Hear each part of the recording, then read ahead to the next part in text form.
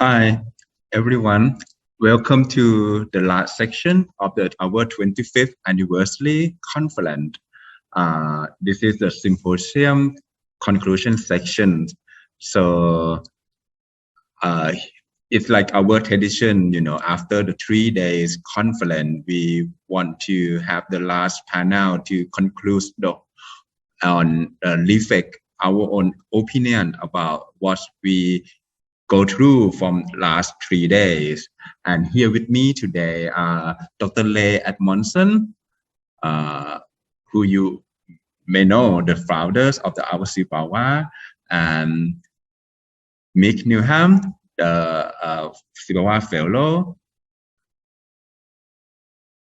Chotirosseranee, who you just met him, he from the National Archives of New Zealand, and Karen Chan, the president, SEAPAVAA president, sorry, SEAPAVAA president, and from the Asian Film Archive. So for this section, all of us will reflect our own opinion toward to the conference, and then I will, after we all reflect our opinion, I will give the floor to the attendees, both in webinar and also in Hanoi. For the webinar attendees, if you want to share your view or opinion, you can put the button raise hand, and I will allow you to talk. And for the attendee in Hanoi, you can raise your hand physically. The Vietnam Film Institute staff will go to you and give you the microphone so you can speak to us as well. Or if you don't want to show your voice, you can type it as well in the Q&A box. So we can read that your message to the public as well. So let me begin my reflection first, and then I will give to the others. So first of all, I need to excuse myself because since I have been the backstage for the virtual conference, so sometimes I don't have much concentration on every presentation, so I can reflect only some part of it. I would like to start with the keynote speech by Linda Tadich. I think it's really eye-opening for me, and I really believe that the eco-friendly archive will be the next goal for all archival institutions in near future. Like a digital transformation nowadays. Although I was not in the first SEAPAVAA conference, but maybe Lay can confirm me later that I guess at that time, at the first conference, no paper talk about digitization at all. And, look at this year, 20 years later, many panelists present about their institutional digital transformation, such as Lee Tuan An from Vietnam Film Institute, Budi from National Archive of Indonesia, Suli from National Archive of Malaysia, or some institutions also using the IT technology, digital technologies to achieve their archival mission, such as Nancy and Jackie from NFSA, Nobuki-san from NHK, and Eleanor from INA, and Ellen from Shanghai Media Group. So I totally assume that maybe when the SEAPAVAA celebrate our 30th anniversary, or maybe 5 years from now, the environmental issue might be one of widely discussed. And like Adrian lecture, I also curious about what the topic will be when the SEAPAVAA celebrate their 50th anniversary. So 25 from now, maybe there are more some challenging coming up, and what's going to be the next step challenge. Presenting about the challenges, and many presentations mention about the human resource problems, the lack of tracking, the lack of training, the expertise staff, how to find the expert and everything like that. It always has been the problematic for the long time. And now with the fast digital transformation, the archivists need to increase their competency and their expertise in digital IT technologies. This is a big challenge for the less resources archive, as we see from Eileen presentation or innocent presentation, that it's very difficult for the less resources archive to catch up with the technology and improve their own archivists, as you heard from many presentation. This problem can be our discouragement, like what we saw in the cartoon picture in Christine's presentation. And although universities of Philippines law for education distance learning program is very good, but I still wonder that if it's beneficial for the archivists from the country that non-English speaking country like Thailand, like my country. But however, what the UPS do is can be the model for the film archive to collaborate with our local university to create this kind of the training for the local people, and all that's also applied for the volunteer program, as Michelle Rose Ira or Joshua Harris mentioned in the earlier section.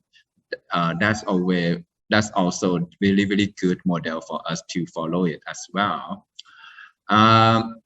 Christine's presentation mentioned about the importance of IFLA to create the network and share the knowledge among the librarians, among the members. I think that SEAPAVAA has performed this duty for last 25 years, but the language might be our barrier for most of the ASEAN and Pacific archivists.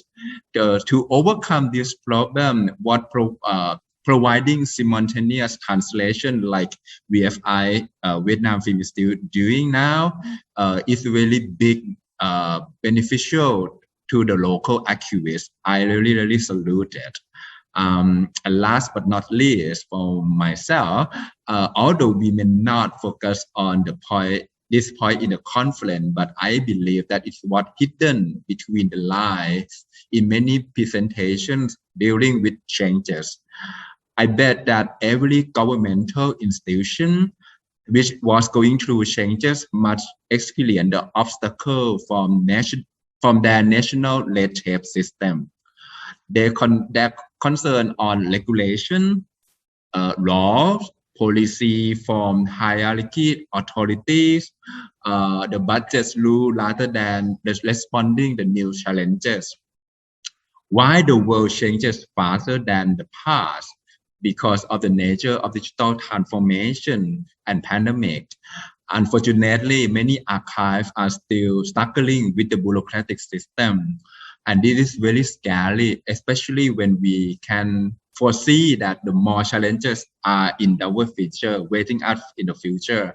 How can we be more vigilant and agile enough under the bureaucratic system to prepare ourselves for any challenges in the future?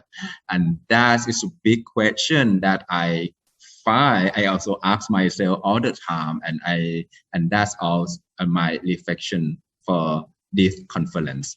So I will give mic to Joshua Nang to share your view. Okay, Joshua, please do. Hi, yes, Joshua here again. Sanchai, you stole some of my lines, so now I have to think about what to say. But I only have one point, and it is one thing that I noticed throughout all of the presentation is that the technological changes, or like what Sanchai said with digital transformation, seems to be affecting almost all of us, and mentioned in all of the presentations that we have heard so far. But it affects us in different ways. For example, there is the obsolescence of the magnetic media that we are all scrambling, trying to digitize them, and before all the players are no longer available.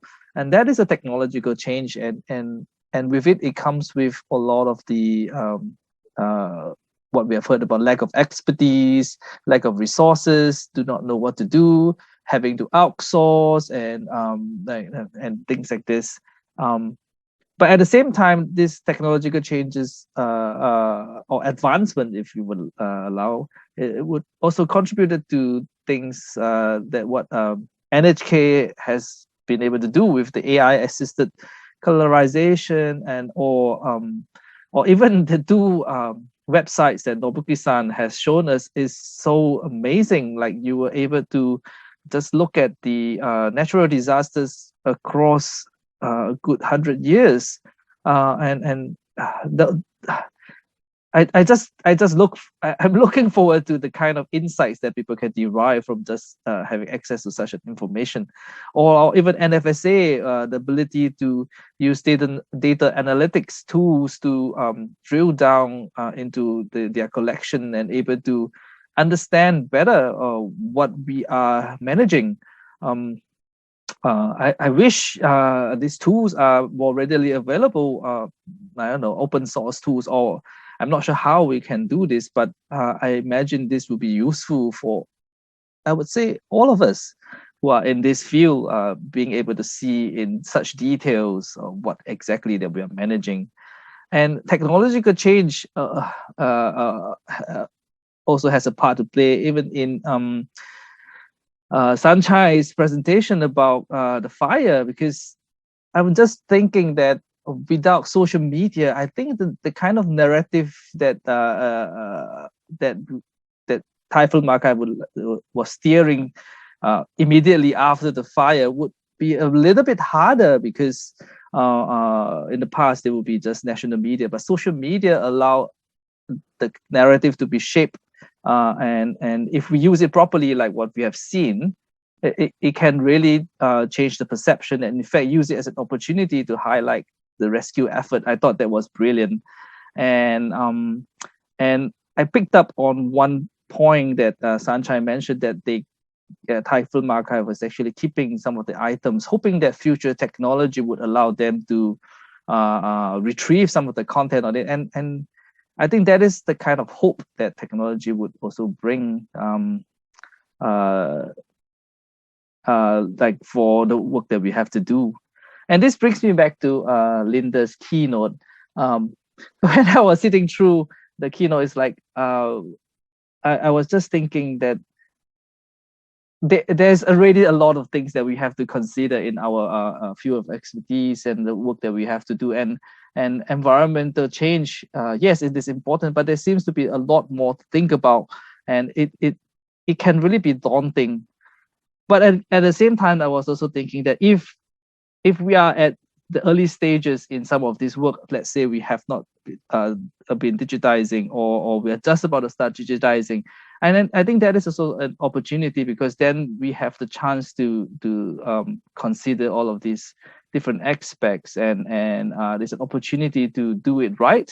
I'm not sure how it will look like, considering one of the another topic that has been resonating in this conference is funding and budget.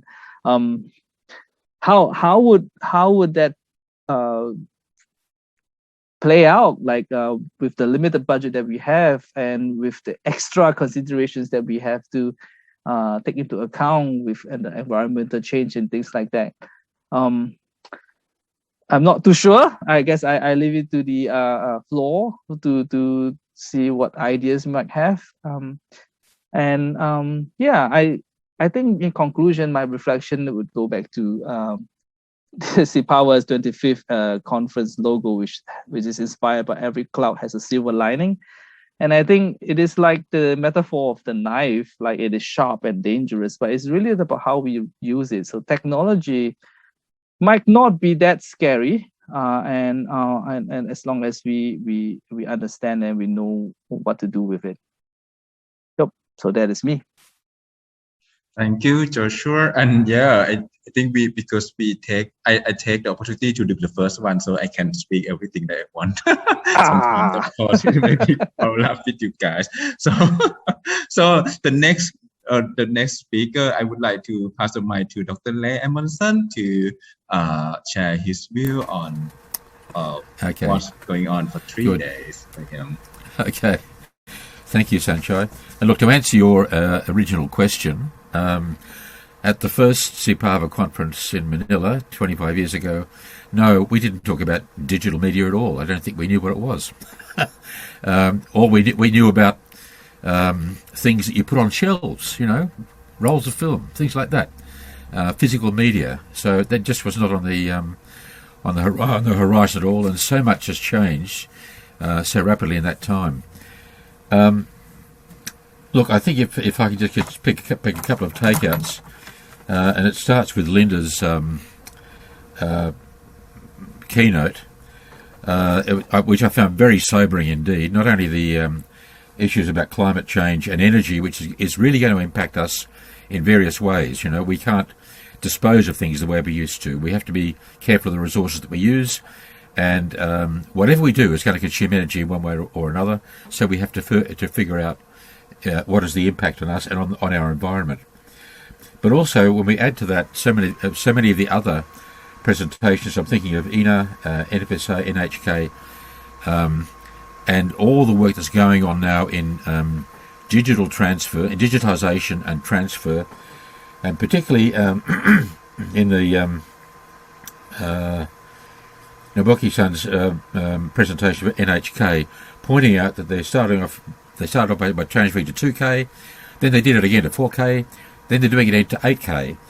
And to do that, they need to keep the original analog carriers. And so what we're faced with is not only keeping our original analog carriers so we can do the job again, but once we've done it already, we have to keep the files moving because the storage media don't last all that long. And also the formats and the standards keep changing.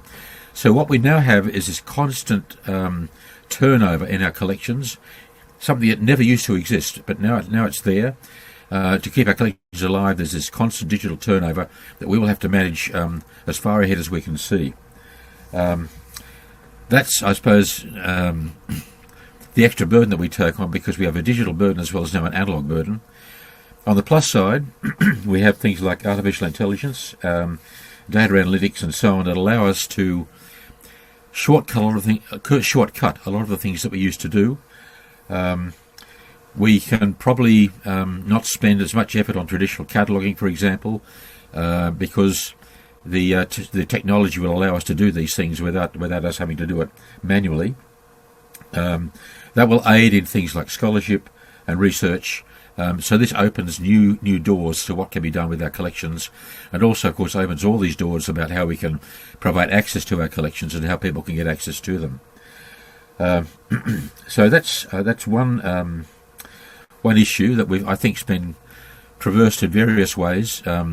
So there's a reality check, and there's also some advantages that we can see building up for us. The other thing, look, and I'm just going to briefly mention on the way through education. That's been covered most recently by UP, the UP presentation, but also some others. We're going to rely more and more on training people digitally by distance learning. Some of you know that the course run by Charles Sturt University in Australia is an online course, and this year, staggeringly, it had almost 60 students in the first semester. Usually it's around 20. What does that say? I don't know. And the biggest group came from Hong Kong. So it's always an international group, but it was more so than ever this year. So online learning can do a lot. All the theory can be dealt with online. The practical learning, that's something else. So the last point I move on to, and it's really picking up from the contributions from our colleagues in Kiribati and Malawi, because at one end we have bodies like ENA, with the vast quantity of material being collected and being digitised and so on. On the other end, at the other end of the digital divide, we have colleagues who are struggling with the most basic limited resources to preserve what they can in all the formats that it comes to them.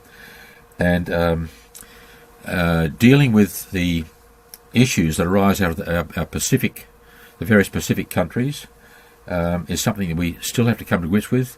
The issues of training, funding, equipment were all raised. How do we, in the Pacific Islands, help our colleagues in those countries deal with these real practical issues that they have? I think that's the theme that we need to be addressing over the coming year. Maybe it needs to loom large in next year's conference. How do we even maintain contact with all of them? How do we collaborate with bodies like PABICA?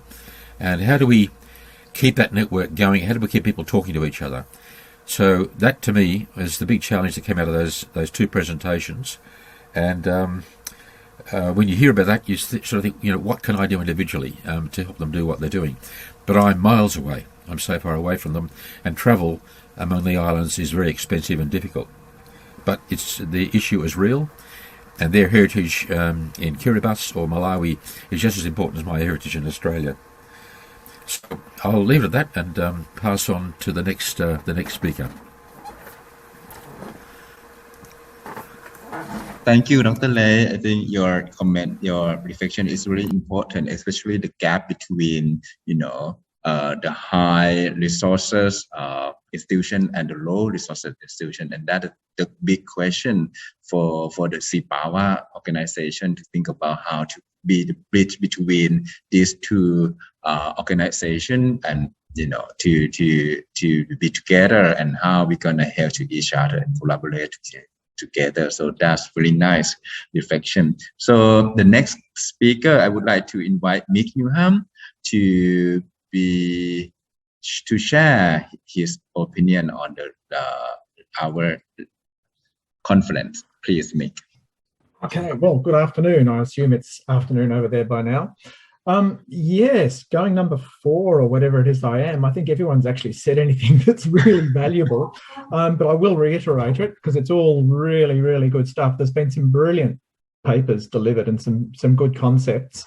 Just to start off with a little bit of a cliche, we started off with the dark cloud from the keynote, I guess, and then we started to see some silver linings underneath, how despite we've had pandemics and goodness knows what happening in the last 2 years or so, a lot of archives seem to have been incredibly busy doing wonderful things in terms of their collections, but mostly what I was taking away from a lot of this was the ability to structure and then provide access to their collections. And that's fantastic.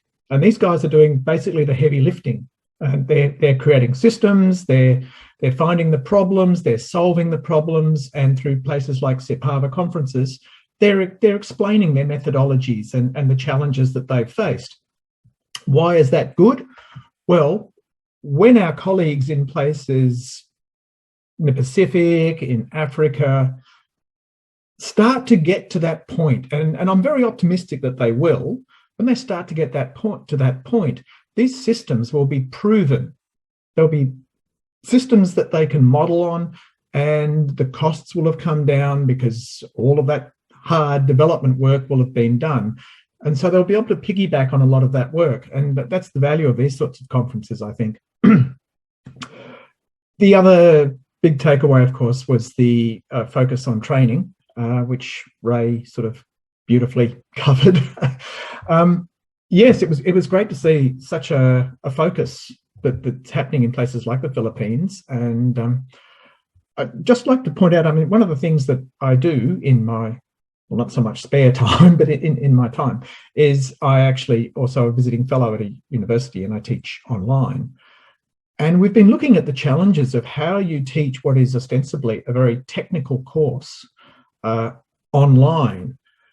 And to begin with, I was really not sure how it was all going to happen and what was going on. Because previously when I've taught this course, we've all been sitting in the same room, we've been handing things out and moving things around. and getting people to actually do things like dismantle cassettes and put them back together and things like that. But what I'm finding is that a lot of the theoretical way and a lot of the instructional material that you can provide online, actually, whilst it's not a great substitute, it's probably an adequate substitute. So I think that's one of the things that we should be focusing on. Organisations like SEAPAVAA can obviously coordinate. I don't think we can create, but we can obviously coordinate a lot of this. We can try creating, but we all know how expensive and time-consuming developing anything is. But it would be really good place for SEAPAVAA to be, is like a coordinator of what's going on out there, because we know where the problems lie. You know, we know that there are major issues in the Pacific, and I mean, the Pacific is a particular focus of mine. And of course, one of the really important things about preserving the audiovisual heritage of the Pacific is that a lot of these nations will not exist in 25 years' time, in Sanchai's time frame. Now, we'll be talking about, well, remember Nauru? Where was that? And things like that, because there won't be any people there anymore, and the cultures of those places will be only existing in audiovisual archives, basically, and well, other archives, but let's face it, audiovisual is far better than anything else. Plug in for that quickly. So that's pretty much all I really wanted to say. It's just, I am kind of optimistic that we will be able to assist, or the smaller archives will be able to piggyback on a lot of the work that's already being done.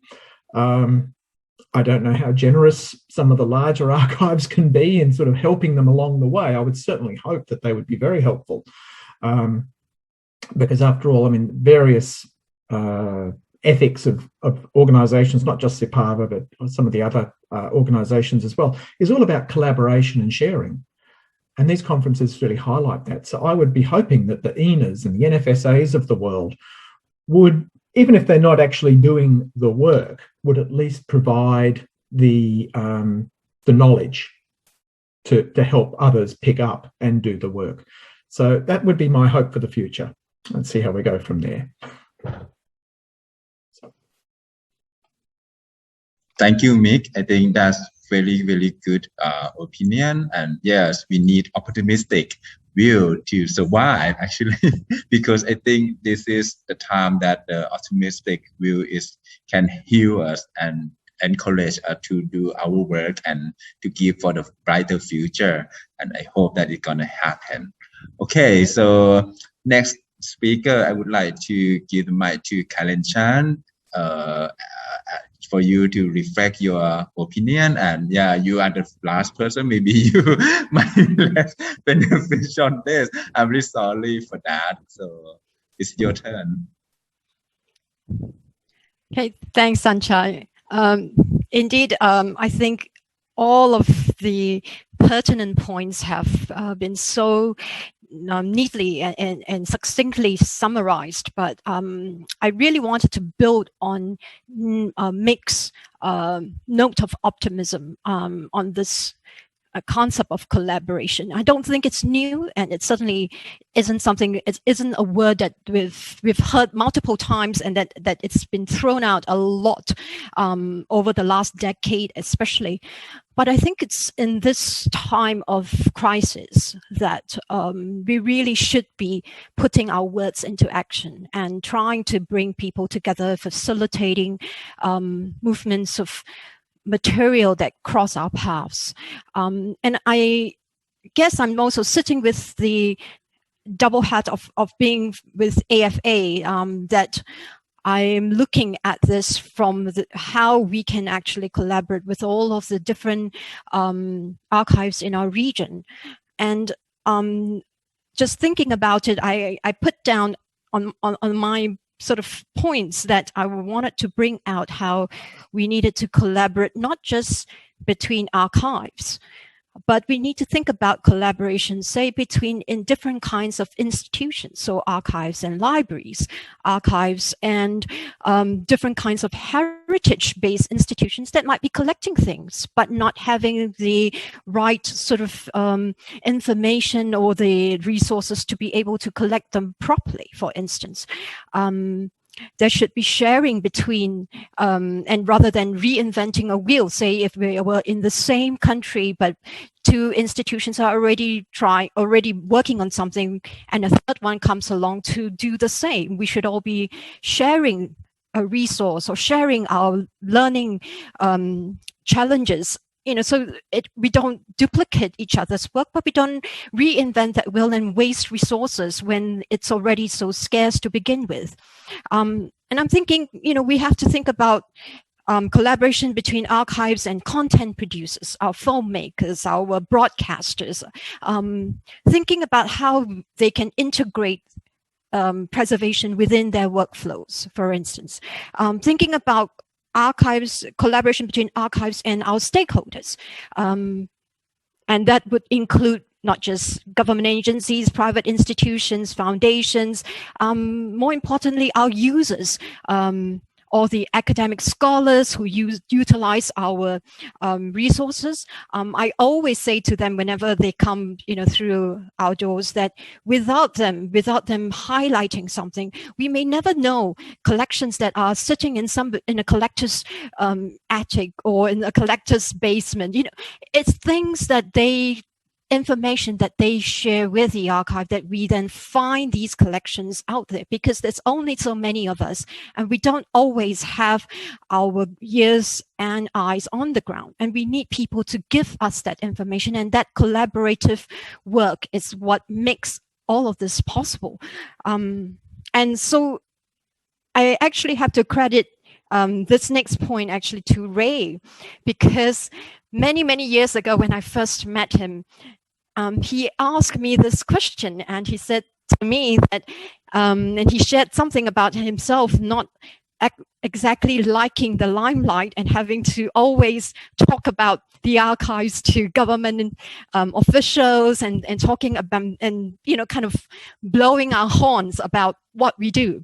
But we really need to do that in order that they know what we're doing and why it's actually making an impact on the people and the people's lives that actually come through our doors.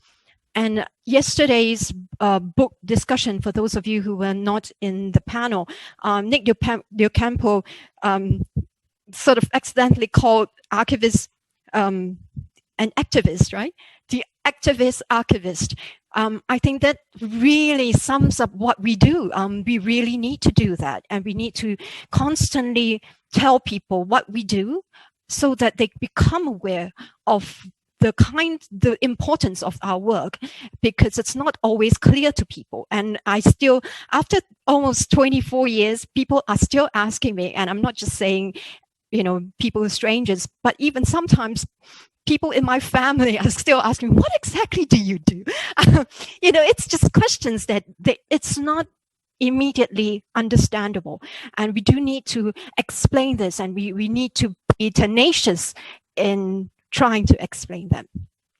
And then on this last point, which all of you spoke about with Mick and Ray in particular, we really want to find, at least for SEAPAVAA, and with now sitting with the head of SEAPAVAA as president of SEAPAVAA, looking at what we can do for the Pacific. I think amongst the many members, we do have resources to, as in not necessarily funding, but we have the tools of our experience to share.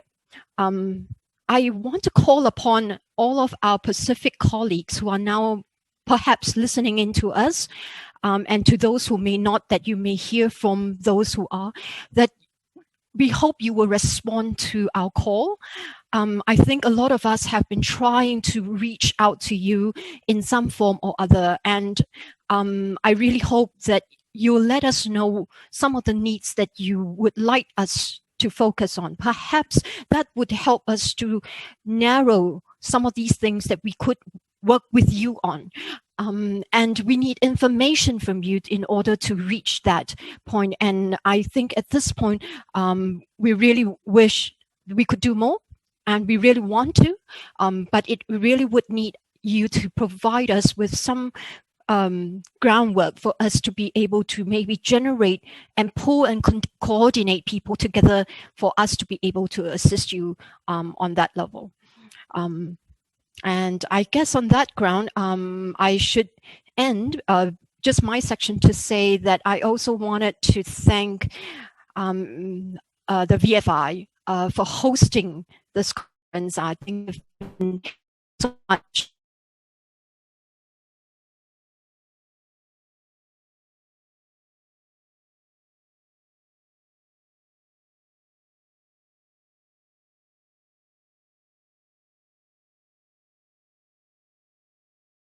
all the participants and members would take a look at the conference website where the sponsors tab are, because they do offer services that are related to our industry, and that we could actually tap on them and just find out more about them and see whether they would apply to some of our needs, right? And so I think on that note, I will end this, but I believe, Sanchai, we have a closing statement from the VFI. You're muted, Sanchai. Sorry, I'll not go to the last section because we have the question. So yes, of course, yes. Answer that. Yeah, the first question is from Suli from National Archive of Malaysia, and she congrats SEAPAVAA for the success of 25th conference. One suggestion that SEAPAVAA can develop database of audio-visual experts across the regions or countries, so we can approach them to enhance our knowledge and experience. So I didn't know that in the past we used to have this kind of idea, or I don't know, any development on that. Maybe Lei or Mick can share for this. I think we have at various times had lists like that, but perhaps it's time to reinvigorate that, and just have you can go on the website, you can list people who are available and what their expertise is, what they would be available to discuss, and we would be available. I think there are many of us at SEAPAVAA who'd be happy to just make that connection and help us in whatever way we could. Yeah, thank you. Mick, you want to add something? On the unmute button. Yes, while I was listening to you guys, I was just tapping away, and Ray, you've got an email in your inbox coming very shortly. After yesterday's session with that I was the moderator for, I emailed Eileen Bubu and offered to run a series of introductory sessions on Zoom for her team, just to get them up to a certain level of understanding that they may or may not have yet, or perhaps to consolidate what their level of understanding is, and also to try and get a conversation started where they're thinking about what they can actually do within their resource. Because one of the things is, when you're a small archive in that sort of situation, you look around and you look at ENA and you look at the Library of Congress and you look at their websites and you just go, can't do that. Yeah. But when I do training, some of the people out there might have actually been suffering one of my training sessions, and we talk about ISO standards and things like that. And I've heard the comment in the past, people say, well, the standards, we can't meet those standards, so we're not going to do anything. And I say, well, actually, I think we should look at standards as aspirational, something we work towards. We do a little bit here, a little bit there. And I think the example that I always give is the National Film Archive and Video Centre in Laos, and the work that Bun Chao did, building them up from basically a few boxes to the quite magnificent archive that they've got there today. And that was aspirational all along the way. They did a little bit here, they did a little bit there, and they were just working towards a goal. And the goal was basically defined by the standard. And I think that sort of approach is something that we should be encouraging people to go through, rather than just say, "Oh, I've got such a huge problem, I have no idea where to start." If we can give them that discussion, or if we can help them have that discussion with what they can do, I think that's something that SEAPAVAA could do, and do really, really well, and make a big difference with. Yeah, thank you. That's really good suggestion. And yeah, I think I just told Karen, because this year is the first time that we do live streaming on Facebook, and it turned out that there are some specific attendees, and they give the comment, and I think that's really, really good sign for us that, oh, maybe this is we have to find a way to recontact with them again, and with some technology or something like this. Okay, we have some question from Okka from the Saving Myanmar archive. Saving Moving the Image Myanmar. If I'm not, I don't remember the names. I'm sorry, Okka, from Myanmar. It's been a long time that I couldn't keep in touch with the SEAPAVAA. Congratulations on SEAPAVAA.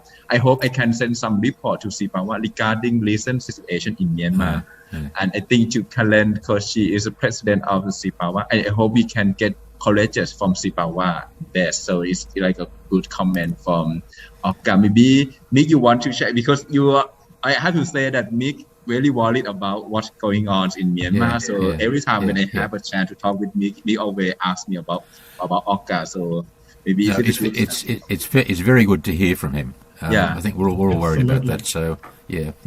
So that's good. Yeah. When Ray and I did a workshop over there, goodness, how long ago was that, Ray? I can't remember. But what we saw was actually very encouraging. The enthusiasm and the planning and what they'd actually achieved on, well, not even the smell of an oily rag was very encouraging. No, it's a wonderful group that they pull together, and they're all volunteers. It's quite astonishing. So they've got a huge task in their hands, but the energy and the vision they've got is quite inspiring. And I hope they can all stay safe. Absolutely. There's too many things going on in the world at the moment. Yes, I also share the concern, and not only the archive but also the filmmaking in Myanmar, that because I got my Facebook friend who got captured during the riot, and now we didn't know what's going on with her.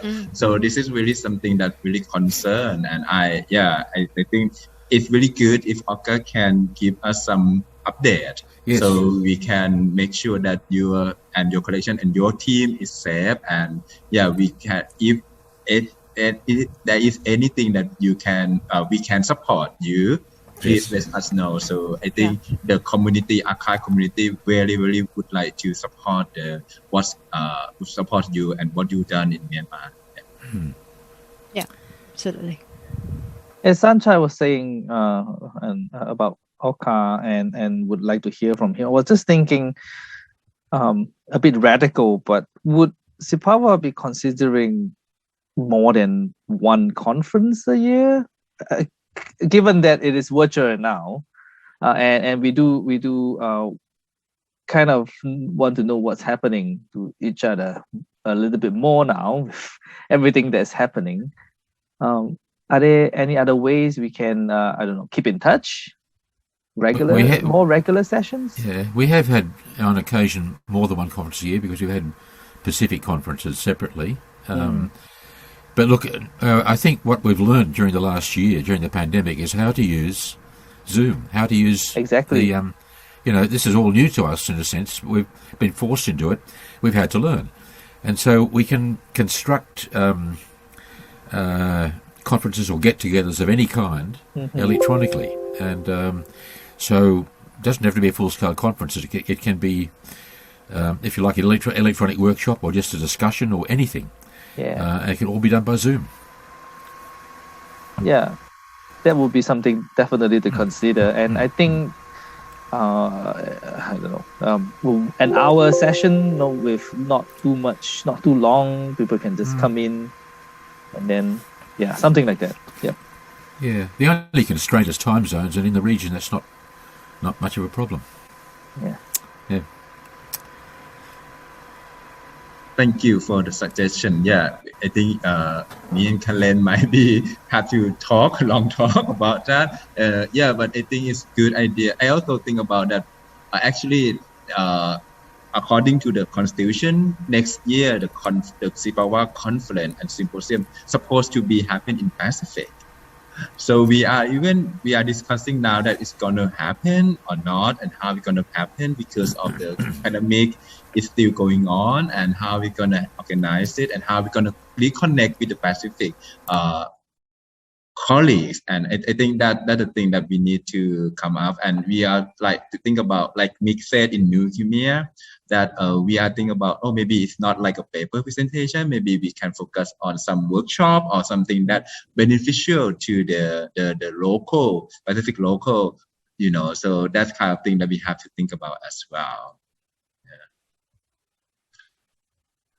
So Kalen, you want to add something?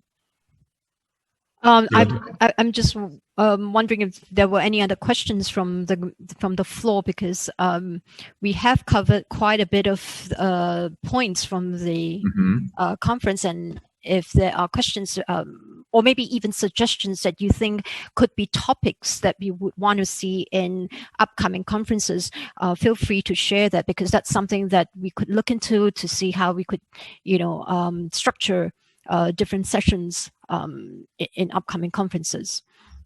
Okay. Yes, and I have to say now that the Secretariat will send you the evaluation form to the all of register. So if you have a chance, you don't want to share now, you can give that chance to give us the feedback. What you're thinking about, the topic you want us to cover, or something that you feel like, this can be developed, or this is really good enough. So that kind of feedback is very valuable, because I have to say that this is our first time to do to organize the conference, the virtual conference. So it's quite excitement actually.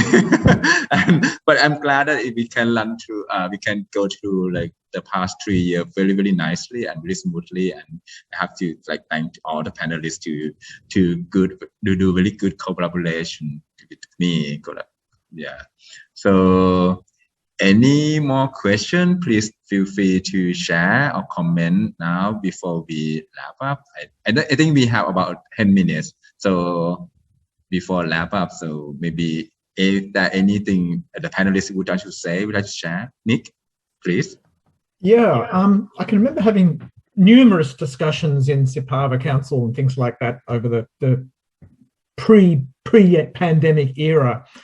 And I was always kind of keen that we should be able to have some sort of online opportunity for our conferences, but that was always going to be too hard. Well, I think the technology has now caught up with that ideal. So even in the future, if we do have ever again the opportunity to all sit down around a table together and have a beer afterwards, or a lemonade, or whatever you want, it would still be good to maintain this online presence during the conference as well.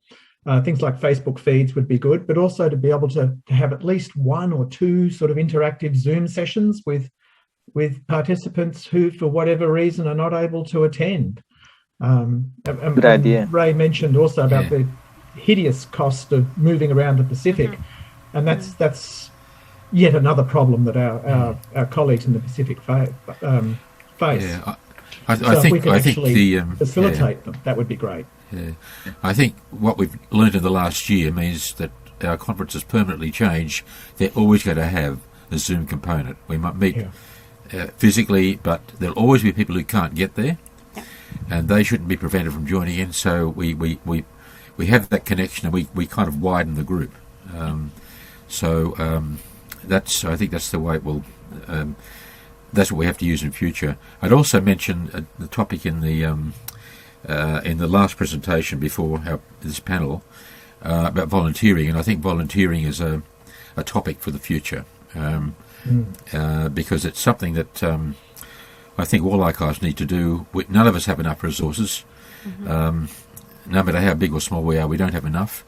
and the whole dynamic of using volunteers and what they can contribute, and how they widen our networks is a subject worth discussing, because it has complications sometimes. In Australia, it has legal complications, and you have to work through those, so that you can't just sort of have anybody walk in and volunteer, and because once they're in your building, you're responsible for them and that kind of thing. So, but I think it's a topic that needs to be pursued. Yeah, I think the concept of the hybrid conference, it really would be the future. And I must say that we've never had so many participants registered. Neither have we had as many participants sort of participating literally in Q&A and in the chats. I think it's something that just breaks down a bit of the barriers. So it's been very good. I feel really encouraged in seeing the level of participation going up in this sort of virtual setting. But I mean, truly, I guess we are also giving the chance for people who are not able to travel or don't have the budgets to do so, to also present and to share their perspective and their opinions and their experience. And I think that truly is the benefit and the advantage that we tapping on this platform, this online platform. Yeah. Actually, speaking about the virtual conference, I got one comment from Rosemary Locke, about she understands that the reason that we have to do the virtual conference, but sometimes she also missing the human touch, and she feel like the virtual conference is too cold for her. So I think that might something that we need to consider, that how we gonna organize. Let's say next year, if we have to do the virtual conference again, how we gonna create a human touch atmosphere, or the friendly atmosphere for the participants, and that might be one thing that we have to think about as well. I don't know. I just got a comment and what should I can do? So that may be something that we need to investigate. But how we gonna do, like make the people feel at home as like a physical virtual way. I mean, there are separate rooms that we could do breakouts in smaller groups, whereby people could connect that way. It could be interest groups rather than the whole conference. So that could be a way to just generate that sort of connection. I think that's what we need, because in most cases, after one session we all disappear and then we come back again. So that connectiveness is what is missing, and maybe those breakout rooms are where we can tap on. It could be a possibility. Yes. Yeah, we can think through that again. Yeah. Yes. Okay. So 1 minute left. I don't know that is there any comment or share from in Hanoi side. So if anything, please let us do. Okay, there's some. They quickly raise hand. They gone.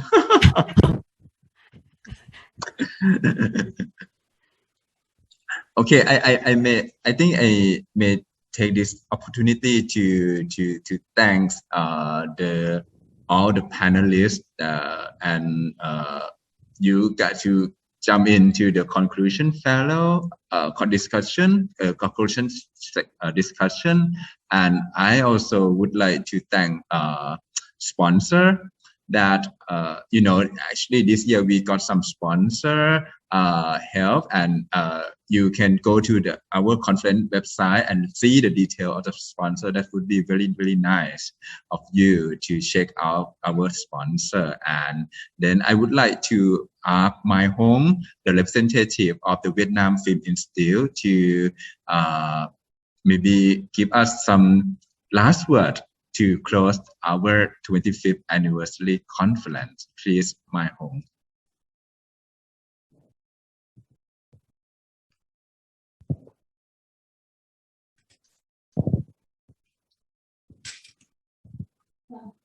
Kính thưa tiến sĩ Edmondson, Kính thưa bà Panelists, ông Mick Newham, Joshua and Sanchai, kính thưa diễn giả và quý vị đại biểu.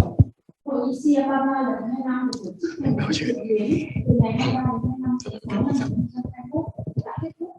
Mặc dù được tổ chức trong tình hình dịch bệnh Covid đang diễn biến rất phức tạp, thành công của hội nghị được đánh giá ngày hôm nay đối với công ty Việt Nam. Cho đến khi mà cuối cùng của ngày hôm nay, anh bảo chuyện dừng thì anh dịch. và từ quốc gia cơ quan chức năng của Hà Nội đã có câu hỏi Sorry, I might have to jump in. So I'm the translator for this part, and just gonna tell my two. So I'm gonna translate what she's just been saying, and then we continue that way. So big hello from Hanoi, and we'd like to say hello to Dr. Ray Edmondson, to Karen, to Mick, Joshua, and especially Sanchai. So we have come to the end of the 25th SEAPAVAA conference, and even though the physical event took place, just as the COVID situation became more complicated in Hanoi, we're quite happy to report that the on-site event has been quite a great experience for us.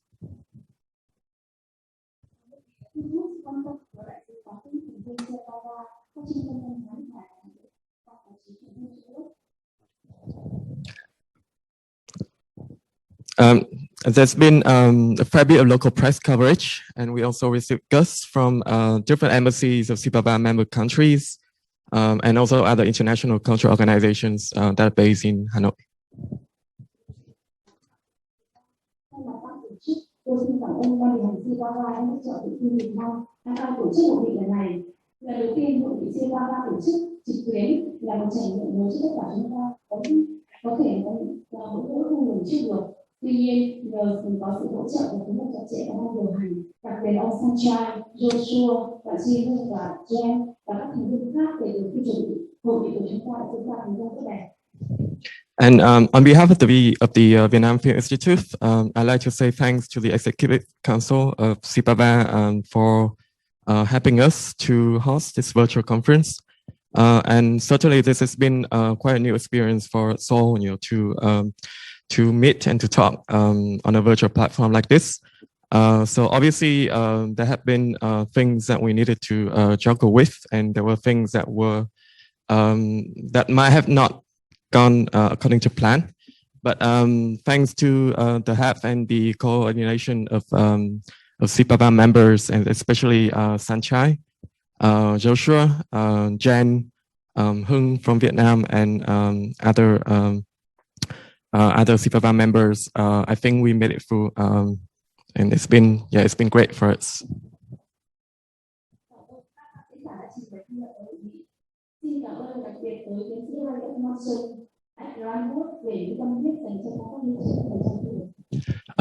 We also like to say thanks to everyone who's been presenting for the past 3 days, and also a very special thanks to Dr. Ray Edmondson and also Adrian Wood for sharing for sharing your enthusiasm and dedication with us in this region.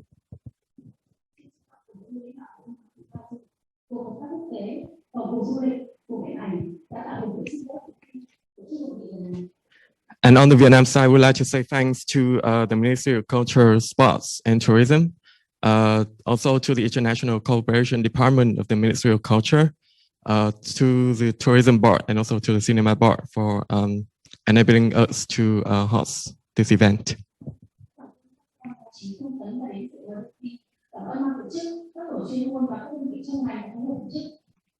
And also thanks to to the local and international press for covering this conference.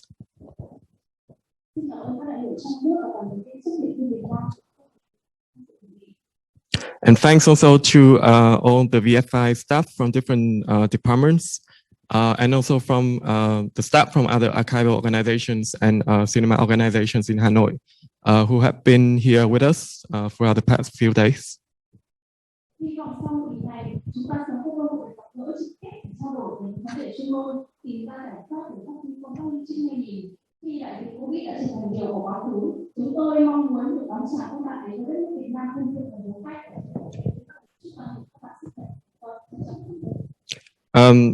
we also hope that we'll soon be able to meet face to face again in the real world in order to discuss what we've been discussing for the past few days, and also to try and better our archival business. Sorry, not business, but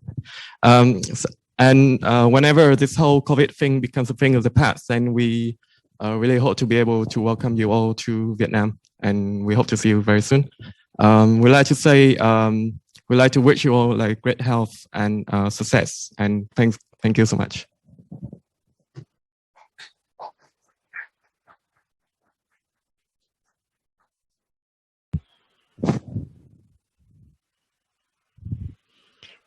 Thank you, Mai, and thank you to the VFI.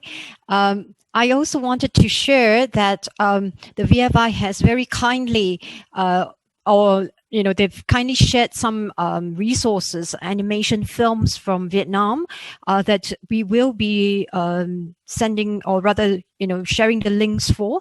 And they've also captured a recording of the cultural performance that was actually taken or recorded during the first day, the opening day. So I think those of you who might be interested can actually have a look. I believe our secretariat would be posting this on our Facebook page and providing all the necessary links for all of you who didn't manage to catch it or would like to see that. So I suppose on this note, I would like to say thank you once again to everybody who has attended the conference. I hope you had a good time. And I suppose it would be to stay in touch with one another. Now that we've made that link again, everybody could write to each other. You could write to SEAPAVAA if you want to contact some of the speakers or to look up for things.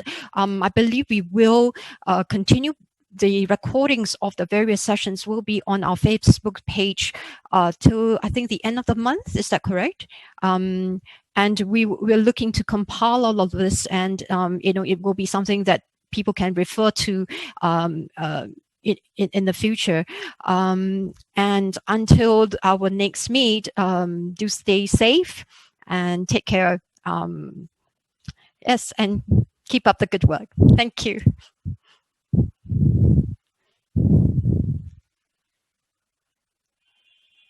Oh, it's until the end of August. Okay, so the resources will be available, as in the conference recordings will be on our Facebook page. Is that right? Yeah. Okay. Yep. All right. Okay then. Thank you.